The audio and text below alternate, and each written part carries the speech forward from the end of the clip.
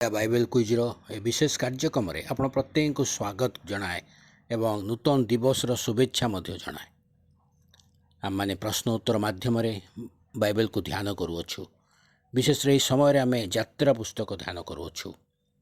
ବିଗତ ଦିନମାନଙ୍କରେ ଆମେ ଆଦି ପୁସ୍ତକକୁ ସମାପ୍ତ କରିଛୁ। ଅନେକ ପ୍ରଶ୍ନ ଉତ୍ତର ଦ୍ୱାରା ଆମେ ଆଦି ପୁସ୍ତକ ଶିକ୍ଷା କରିଛୁ। ଯେଉଁମାନେ ନୂତନ ଭାବରେ ଏ କାର୍ଯ୍ୟକ୍ରମରେ ଅଂଶୀ ହୋଇଛନ୍ତି ସେମାନେ ଚ୍ୟାନେଲଟିକୁ ସବସ୍କ୍ରାଇବ୍ କରନ୍ତୁ, ଯାହାଦ୍ୱାରା ସେମାନେ ସହଜରେ ନିଜର ମୋବାଇଲରେ ଏହି ଆଦି ପୁସ୍ତକ ଏବଂ ଯାତ୍ରା ପୁସ୍ତକର ସମସ୍ତ ପ୍ରଶ୍ନ ଉତ୍ତର ପାଇପାରିବେ। ଗତକାଲି ଯେଉଁ ପ୍ରଶ୍ନଟି ପଚରାଯାଇଥିଲା ତାହା ଥିଲା, କେଉଁଠାରେ ଜଳର 12 ନିର୍ଝର ଥିଲା?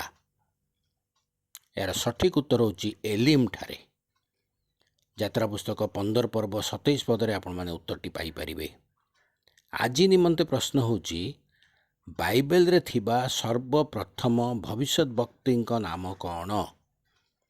ବାଇବେଲରେ ଥିବା ସର୍ବପ୍ରଥମ ଭବିଷ୍ୟତ ବକ୍ତିଙ୍କ ନାମ କ'ଣ?